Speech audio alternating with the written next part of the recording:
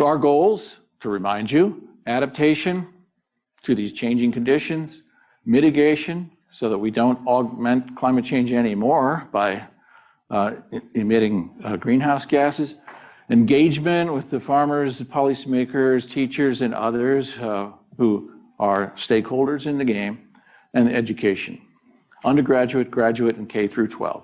We're going to highlight a bunch of that stuff today so we remember how we did these things and how well we did them. Some were present at this meeting. This is in, I think, in Pendleton or Kennewick, and this was a very early planning meeting when we had the LTAP planning grant. And there's Susan, whose flight was just canceled. She told me just now, so she's unable to come, which is a bummer. And Steve Petrie, a few old faces, and some familiar ones that are in the room. And this is what happened. We succeeded, and that is Make It Reachy Roger Beachy. And he is making it reachy right there, $20 million. This is a AAAS meeting, but that all changed. Make it sunny. And so we're still making it sunny for a little while longer, but we didn't really talk much to Sunny. We talked to Dr. Bowers. That's Michael Bowers. Looking there a little bit like, I think, Jack. What's the name of that movie? Jack Sparrow. Don't you think he looks a little like?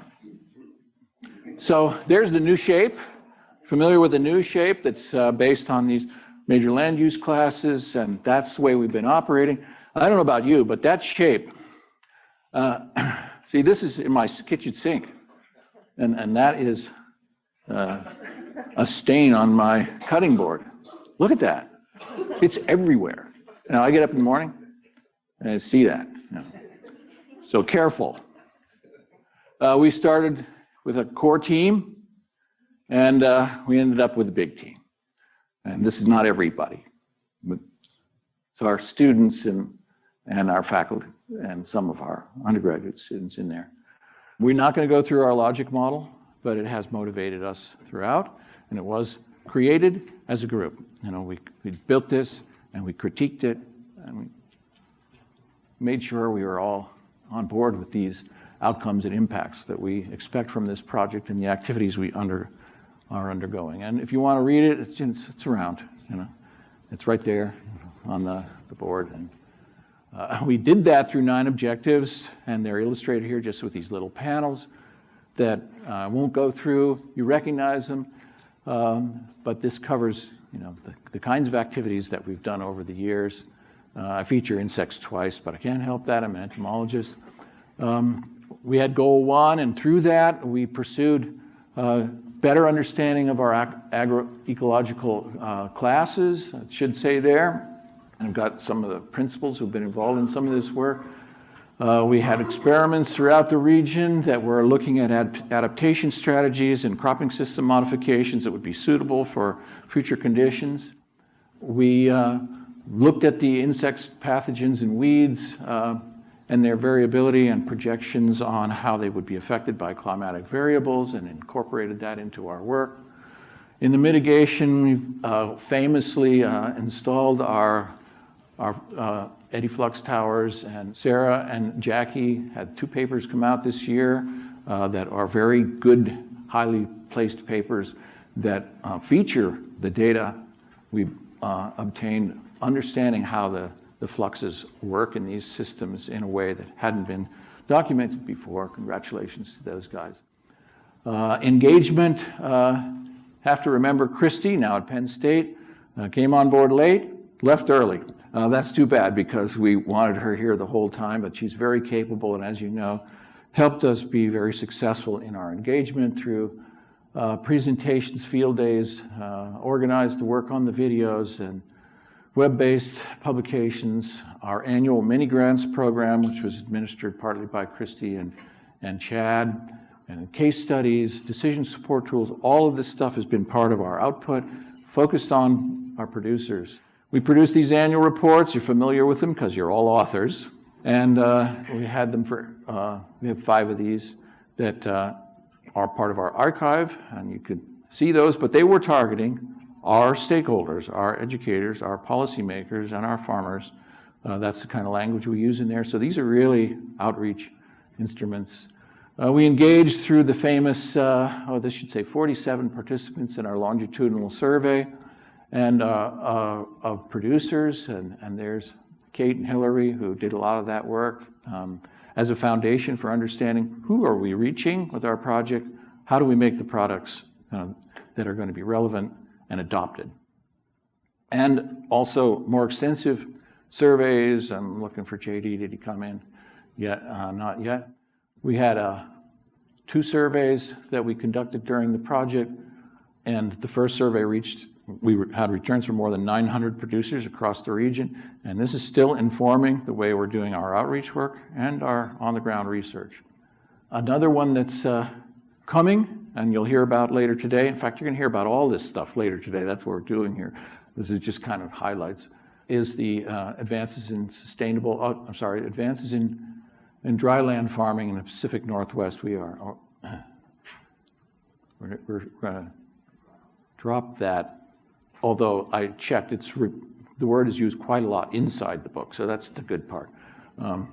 Elizabeth and Georgine were on deck making sure this will be successful. You hear about it, and there's you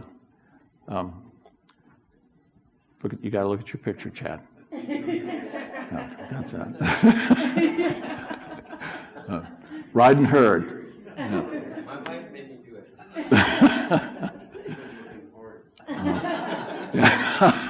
Nice gun, but what else? Interdisciplinary graduate training. We had them mopping floors. That's Hong Leong right there. Remember this picture of you mopping the floor? There you are. When we had one of our retreats. And we trained quite a few graduate students. I don't know the last number that got some kind of support. 40. 63. It's a big number. And this is our first grad retreat, some of you remember, and our zucchini carving contest. We also asked these students to do extension and education products as part of their work to help with their training as integrating scientists. We worked with high school teachers, and we worked with undergraduate summer interns, of which we had 72 of those. So we had a huge effect on lots of people at all different levels. We've had some challenges reaching our stakeholders who are climate change skeptics on average and don't necessarily know if they can get on board with our message. But we've worked with that, and I think we've been successful. We've emphasized near-term needs for resilience. We provided information and tools that are useful today, not in mid-21st century, which is out there. We emphasize win-win scenarios, and we focused on early adopters. And we stuck to our message. I'm very proud of what this project did compared to perhaps the other CAPs, where the climate change message was less evident in their literature and invisible in the names of the projects. And at the time, we thought we should just get out there and say it and see what happens with changing views. And we believe in what we're doing, so we're out in front. So we practice win-win yoga. Bill especially practiced win-win yoga. He's getting more flexible all the time. We also had a little bit of an advantage because the climate's been pretty, gotten people's attention during this project from 2011 till now. And I had this dream. Remember I told you guys I had a dream that Obama came up to me while I was at the microphone somewhere and said, "Sanford, we say climate variability. We don't say climate change." And that was the Obama administration. Even they, you might remember, were a little reluctant to step in there. And our vice president for research, was also urging me to kind of tone it down a little bit with climate change, because maybe down in Boise they won't get what you're doing. But we had the advantage that climate was pretty wild, and the public's perceptions are changing on it. I don't know if the farmers are, but I think they're more receptive. And one of the things here is to note that this is the NOAA website, and this is the Northwest average temperature April to June. I just pulled this down yesterday, just so you can see that since we started, things have warmed up quite a bit. I don't know if that was causal, but it's correlative. These are some data from the climate engine that John Abatsoglu and Catherine Hedwich and others have been involved in. So this is just the REACH, that stain in my sink, that shape, and looking at the precip from April 1 to June 30, and Tmax June 1 to August 31, I think that is. And here's where we started, and you can see we've had some low water years recently, and over this period, and we've had some warmer than average temperatures, except for 2016. So that's helped our stakeholders, I think, see, well, this is a kind of, if this kept on happening, we should probably pay attention to it. So I think it's helped us a little bit to communicate. And what have we wrought? There are 3,500 producers in the region. 2,000 of them received the survey, and 900 returned it. And all our work pertains to this stakeholder group on 23 million acres of wheat systems. So our project has a big footprint of impact. We've made 338 presentations to stakeholders through the project. We've put out 285 fact sheets or blogs of some kind with information from the project. We produced 115 videos, some of the students presenting their work, and others the more formal ones that Georgine and Chad and others worked on. Of those, there's been 9,000 views on the case study, are separate, and there's been 4,000 plus views of our case studies, which are videos about how farmers are dealing with different challenges related to production systems here. 30 extension-related mini grants. We had a mini grant program, you might recall, and 30 of those were, 5 of those issued, and 30 of them were imagined. You counting mine? No. Oh, see? There we go. We surveyed 47 farmers. Again, I mentioned that, and 900 producers. Our climate models, from John's group in particular, has funding from a lot of sources, including REACH, but those models are widely used globally. 77, I think, is the right number of high school teachers have come through our workshops and carried back our curriculum to their schools. We have disseminated at least to 6,000 teachers plus the high school curriculum, which is designed, a great team worked on this, and Kat is here and led that effort, and Jody and Diane, to match the requirements for the 3 states so they can incorporate these things into their lesson plans relatively seamlessly. And it was also informed by a survey that Troy White led of teachers to find out what do they think about climate change, and what are the barriers to teaching it, and what are their attitudes about it. So that's been a very good coordinated effort. You've made 571 scientific conference presentations to other scholars, professional meetings, and we supported altogether 279 people have been involved in our project in some way or other, and received some support and contributed to the overall effort. And so far, I'm saying, that's 244 scholarly articles that are connected with this project. And for 20 million, I've done that math. You know how I do that math sometimes, torment myself. It's still a little bit expensive for each of those pubs. But I know there's a huge amount that's still in the pipeline, even though our project's ending, as is typical if you're doing grant-funded research. So there's more to come, and I think we'll be proud of that level of it. And then we've always asked ourselves, what's the difference between one $20 million project and $21 million projects? And I think one of the answers to that is today. We're going to figure that out today. We're going to share the things that really make that the case today, because we've worked very hard to communicate across our region and to function as a whole project. I think you all think of yourself as part of this project. You have other projects.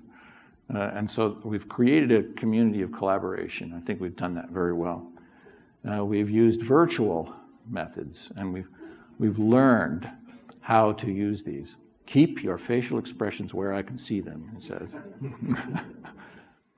Because we even invested resources in bringing someone here to work with us on how to be better at virtual communication. We've analyzed ourselves using social network analysis. And this is an illustration. I'm going to go through this in detail now. This is an illustration of one way of visualizing the project and the connections between the people and the disciplines that they're involved in and how tightly they might be connected and who are these people, that kind of things we learned. And we'll hear a little bit more from David Meyer virtually later in this meeting about his retrospective and his final assessments, by the way, that you all participated in about the project and how we thought it went.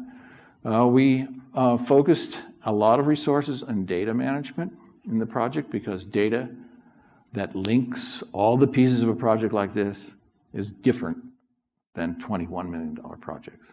We have a comprehensive plan and a data system with these data inputs, these potential and ongoing applications, and with the support of the Northwest Knowledge Network, our data are become an archived result of the project, and one that continues to potentially produce product and ideas and thinking and synthesis. So that was I think, close to 10% investment in the project, which is probably where we need to be with data management on any project these days, because of the importance of protecting our data, archiving it, and using it well. And we've kept our eyes on the prize of these transdisciplinary publications, ways in which we can think outside of our disciplinary efforts, across disciplines, in a manner that is pertinent for stakeholders and has that input. And so I've got listed some that aren't out yet. This is an example of that pipeline. These are submitted papers that are faring fairly well in the review process, I happen to know. So I took the liberty of putting up the titles. So evaluating opportunities for increased role of winter crops for adaptation. This required the modeling and the cropping and the climate models and understanding the agronomic constraints to do something like that. Claudio's leading that one. Methods to assess between system adaptations to climate change, and John is leading that one, where we think about the complexities of making assessments going forward in a transdisciplinary fashion.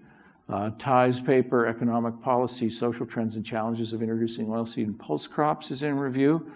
And we have, of course, hands up, you special issue people. I think it's the FEE special issue, FEE 50FUM, with the deadline is March 1st for those papers, if you haven't got them in yet already. We had another attempt at a special issue, which prompted me renaming one of my private issue products special issue, because it didn't quite work out, but a few papers have come out of that as independent papers with AGEE. No, you have to have a band. And we did, and we had one. And one $20 million project has a band, and $21 million projects, I don't know, well, maybe they have 20 bands. But, we think of this as a highlight. So what are we doing today? We are reviewing our achievements.